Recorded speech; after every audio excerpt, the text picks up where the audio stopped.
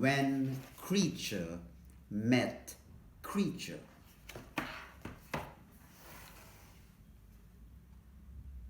Creature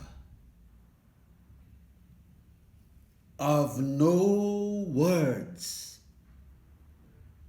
was happy to be furry and never in a hurry. Creature of no words would lie gazing at the sea, just lying without a care, or playing with pebbles, throwing them into the air, wishing they'd burst like bubbles. Since creature of no words lived in a world of no words, he wouldn't know to say happy. He'd simply flap his arms like the wings of the birds and carry on gazing at the sea. When creature of no words had just eaten something tasty, he wouldn't know to say yummy. He'd simply lick his bristly lips, pat the fur of his tummy, then do a triple backflip, and on a freezing night, curled up beside a burning log, he wouldn't know to say fire. It was enough to feel snug. Oh, to feel that warming glow creeping into his sleeping and dreaming.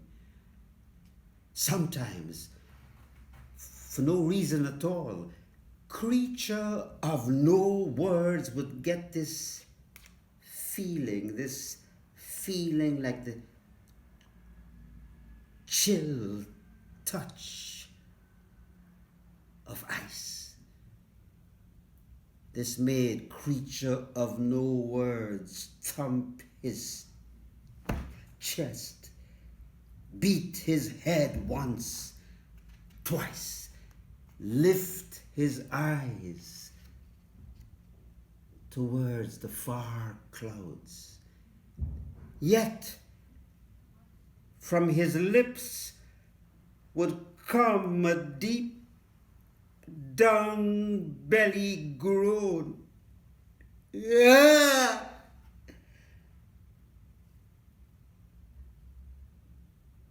The look on his face said it all. And if you dare to look him in the eye, you'd see a little tear gather like a raindrop from the sky. Creature of no words could sense something was on making his day.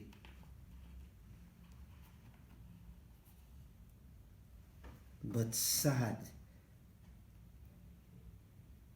was not a word he knew how to say. One day, who should spy him with her little eye? Who else but creature of words? Creature of words was also happy to be furry and never in a hurry.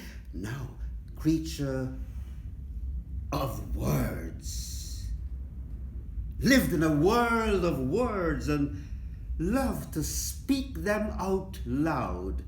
When creature of words splashed herself in the sea, she'd shout, happy, happy. When creature of words had something nice to eat, she'd shout, "Treat! Treat!" When winter brought the shivers, she'd rub her palms in front of a flame, close her eyes and say,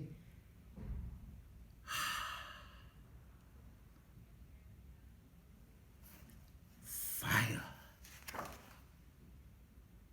And that day, when she had spied Creature of no words thumping his chest, shaking and beating his head, and had heard him groaning that terrible belly groan, "Ah!"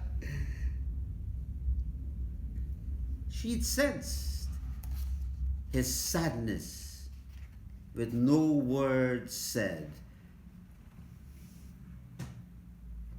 There and then, Creature of words formed her arms into a cuddle and moved towards Creature of no words, saying all the while, "Hug! Hug!" Creature of no words stood there puzzled and gave what looked like a shrug. Creature of words then hugged herself and repeated, "Hug! Hug!" as she moved closer and closer. This time, Creature of no words heard himself say,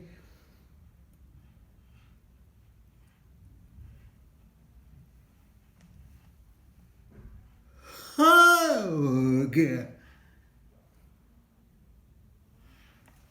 And the two creatures did just that. From that day, the two of them lived together in a house where words also lived, which was all well and good. But when they had both had enough of words falling on their ears, there was nothing they enjoyed more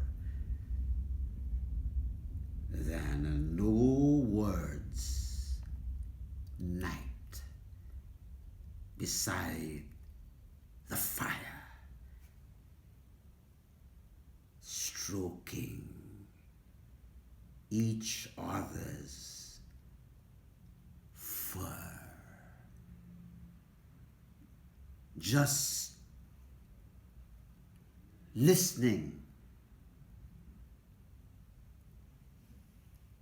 to the sweet